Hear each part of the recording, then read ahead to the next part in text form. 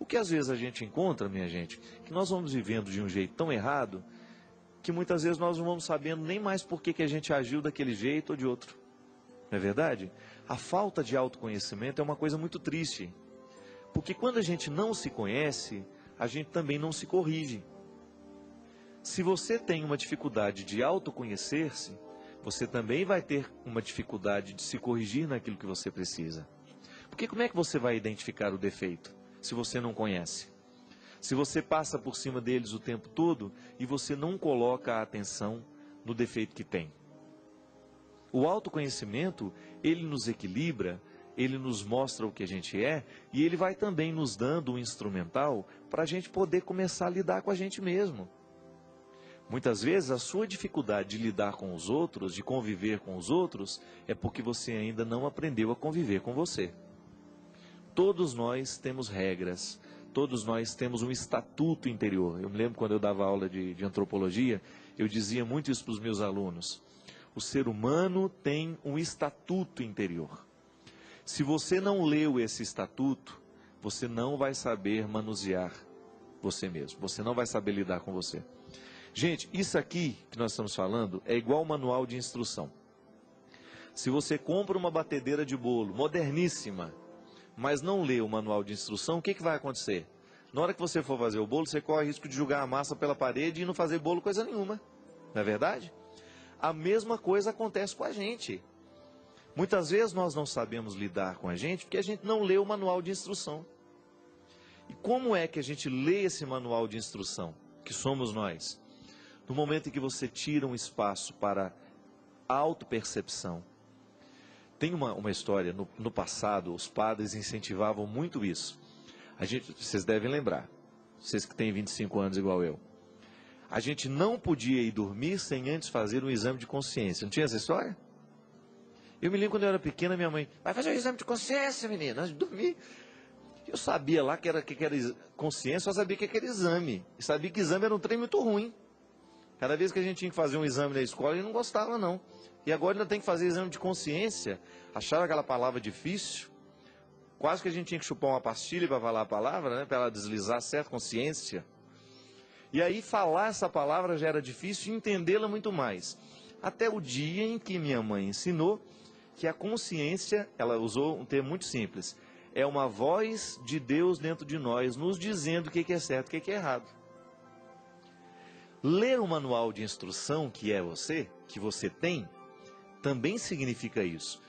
De você nunca ir dormir sem ter pensado nas atitudes, sobre todas aquelas que foram mais relevantes. Também não vai ficar, como é que eu bati o portão da casa? Não, não é isso também não. Você pensar tudo aquilo que foi relevante no seu dia, o encontro com aquela pessoa, a conversa que você teve com ela, a decisão que você tomou, como é que você reagiu a uma crítica, como é que você reagiu àquela piada que te chateou, enfim. Tudo isso que você examina antes de dormir é um jeito que você tem de se autoconhecer. É um jeito que você tem de acender luzes sobre a sua vida. De você começar a descobrir, será que hoje eu fui o ser humano que eu poderia ter sido? Eu pessoalmente, minha gente, fico muito preocupado com isso. Eu tenho muito medo de não ser o ser humano que eu posso. Eu tenho muitos defeitos e eu sei quais são eles, eu sei quais são os piores. Qual que é o meu esforço todos os dias? Não deixar que os meus maiores defeitos prevaleçam sobre as minhas pobres qualidades. É um esforço. Porque as minhas qualidades são muito pobres perto dos meus defeitos. Mas onde é que está o meu autoconhecimento? Em não deixar que os meus defeitos falem mais alto que as minhas qualidades. Como é que eu vou viver para fazer com que esses defeitos não sejam prevalentes? Que eles não prevaleçam sobre as minhas qualidades? No momento em que eu vou fazer meu exame de consciência, a minha autoanálise, enfim, dê o nome que você quiser. Se eu percebi que hoje eu fui agressivo demais, se hoje eu fui mal educado, eu vou colocar a minha atenção para que amanhã, quando eu viver uma situação semelhante, eu não haja da mesma forma como agi hoje. Aí sim você está lendo o seu manual de instruções, porque você começa a lidar com você. Como é que você vai neutralizar a sua raiva? Meu Deus, padre, eu não posso nem olhar para a cara daquela criatura. Eu também tenho gente assim. nunca me fez nada.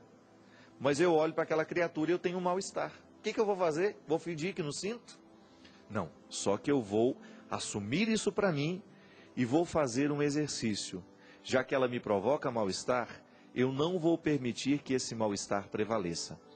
Então eu vou fazer o meu esforço para chegar próximo, para ver que ela não é esse bicho de 7 cabeças que eu acho que ela é. Vou começar a tratá-la com simplicidade, com espontaneidade, e assim aquele bicho de 7 cabeças que eu acho que é o outro vai por terra. Aí você leu o seu manual de instruções e o mais bonito, aprendeu a lidar com aquela aversão que você tinha com a pessoa. Gente, ter aversão pelas pessoas não é problema, isso é natural. Martin Buber dizia, de maneira muito bonita, um filósofo personalista, ele dizia assim: cada vez que nós nos encontramos com uma pessoa, nós construímos uma terceira. Essa terceira pessoa chama-se nós. É um eu que se encontra com um tu e gera uma terceira pessoa.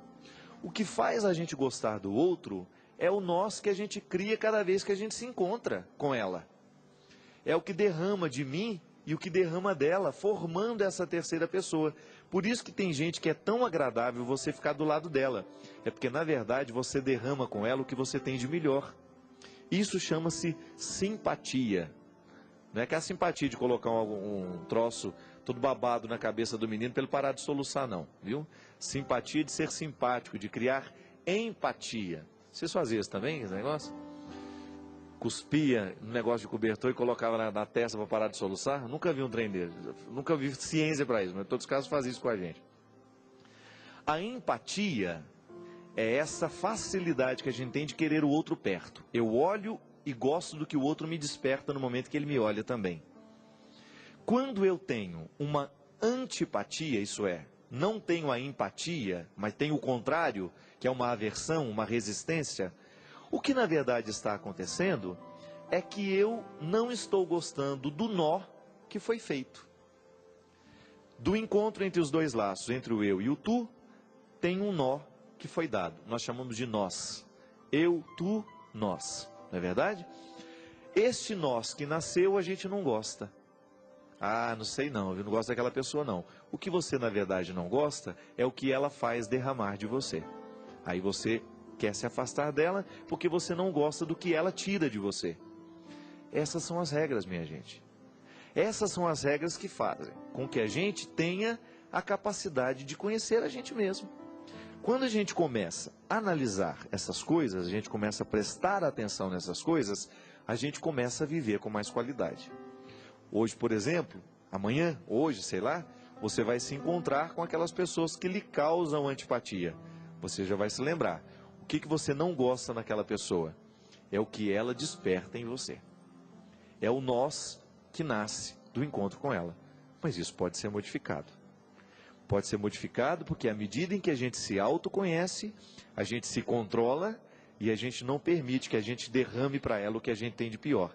E quando eu não me derramo naquilo que eu tenho de pior, eu começo a gostar um pouquinho mais daquela pessoa.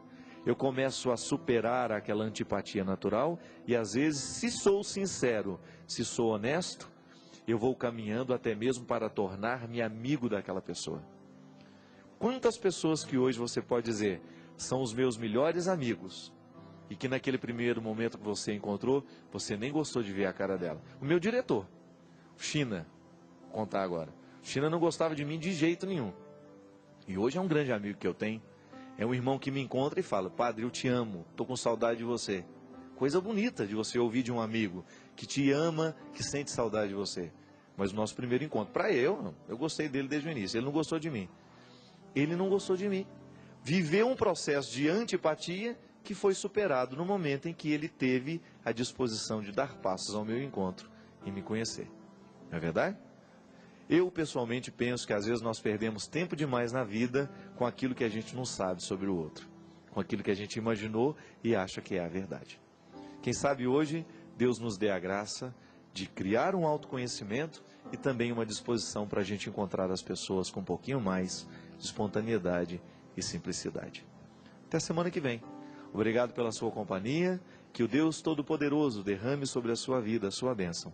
Ele que é Pai, Filho e Espírito Santo. Amém.